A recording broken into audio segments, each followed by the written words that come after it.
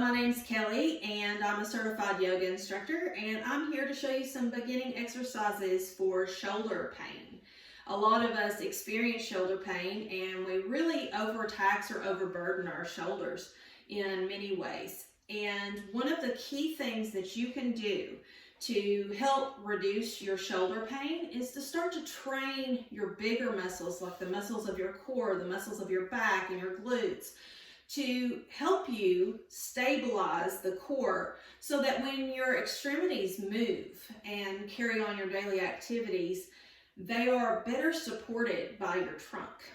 But in regards to today's activities, we're going to work on mobility in the shoulder. So working on mobility as well as stability and strength training will really help you start to reduce the pain and to reduce the stress in the shoulder. Our shoulder is a pretty complicated joint. It's a ball and socket joint, so it's made to be extremely mobile.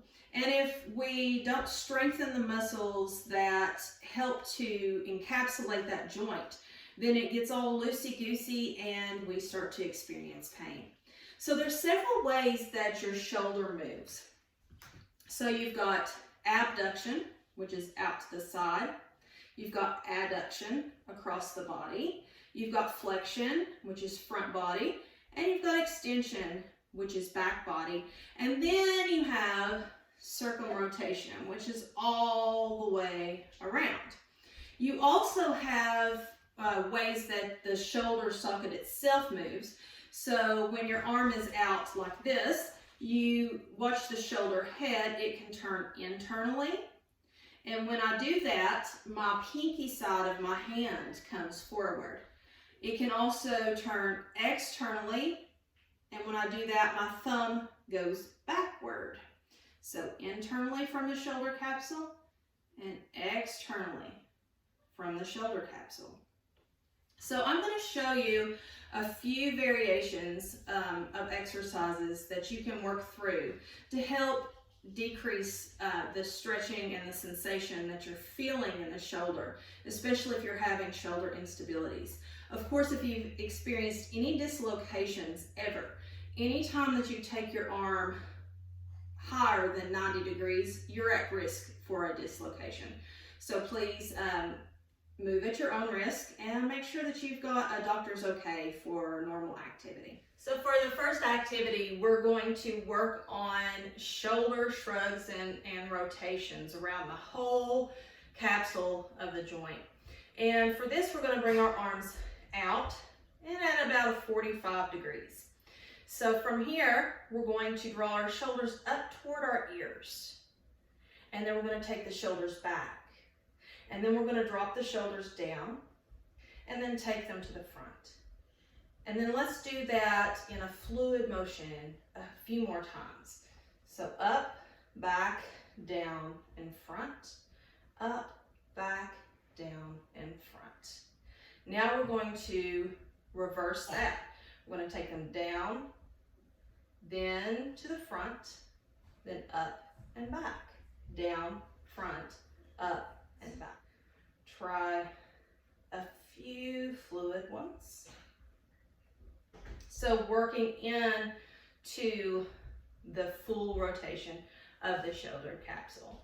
So now we're going to work with the fascial lines of our arms in internal and external rotation. So for this one, and I'm going to sit kind of to the side so you can see my whole arms here. I got really long arms. They sometimes go out of range of the camera. So for this one, we're going to, this is right hand, we're going to draw our right shoulder head forward into internal rotation as we take our left one back, pointing behind you, into external rotation. So left hand will have the thumb pointing back and the right hand will have the thumb pointing down. Now moving from the shoulder head, reverse that. So trying not to move from the wrist, but moving from the shoulder head. And you can look left to right if that feels good to you. You can also get your torso involved, looking from left to right. And just doing little rib slides. And just a few that way. So all of these exercises can be performed as many times as feels right to you. And especially if you have one side that's a little more painful than the other, maybe you want to work on that one just a little bit more. The key here is to really listen to your body and let your body tell you what it needs. So for the next one, we're going to work on protraction and retraction. So for this one, you want to be on hands and knees. So in a tabletop, hands and knees, you want your wrists under your shoulders and your knees directly under your hips. From here, we're going to do the knitting in like I described earlier. We're going to draw our navel toward our spine, knit our ribs in toward the back body, and we're going to lift the pelvic floor just like we're a marionette to provide some support here so that we're not sinking in and having a sway back, but we're more of a flat back situation here. The movement is in the shoulders. So the first thing we're going to do is we're going to let the shoulders come up toward our ears and our chest fall. Okay, notice I didn't swoop in like that. Catch my back flat. Let your chest fall. Then with your hands, push away, like you're pushing the floor away, and you become domed in the back. So this is retraction, protraction, retraction, protraction. Alternating between those. Your arms can have a slight bend in the elbow, or they can be straight. You just want to make sure you're not hyperextending. I have a tendency to hyperextend my elbows. I lock them out, so we don't want to do that. So dropping down, retraction, protraction. So working on those as well. Again, repeating as many times as feels good to you. So the next thing that we're going to do is we're going to work on the circumrotation, so all the way around.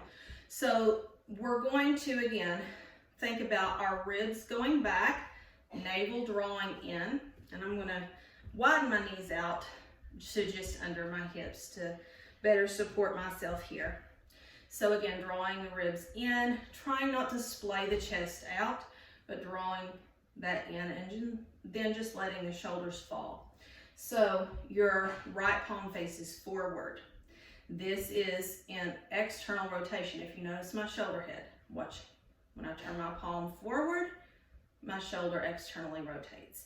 In external rotation, and I'm going to keep my left hand here on my ribs so that I don't start to splay out. I'm going to start to lift.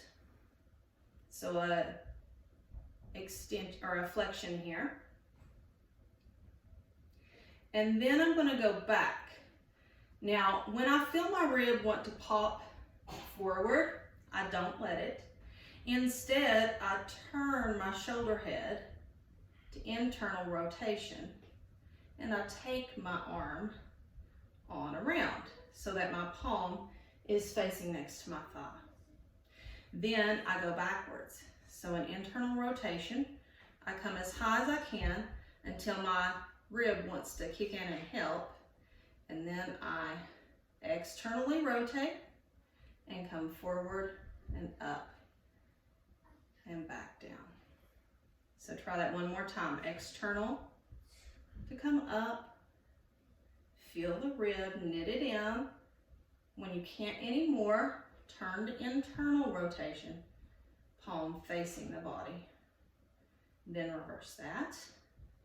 Again, lifting up and internal, then bringing it to an external rotation to finish that out. So trying a couple times on the left side. External rotation until you can't anymore, and then internally rotate to come on around and down. Lifting up and back. External rotation to complete. One more time. External rotation up And then bringing the arm around internal, finishing that out. And like me, you probably have one side that's way more mobile than the other. So for me, my right side is really sore and my left side is way more mobile. So I experienced no tenderness when I did that exercise on my left side, but I did some on the right, and that is completely normal. We usually have a dominant side or a side that's stronger than the other. But if you start to work with these 4 exercises, you should start seeing some relief. There are ways to build upon this routine and to add some more things in. So if you're interested in that, let me know, and I will put forward a full-length class on the shoulders. So I hope you enjoyed that, and if you start feeling some relief in your shoulders after practicing this for a week or so, let me know. I'd love to hear about it. So thank you all.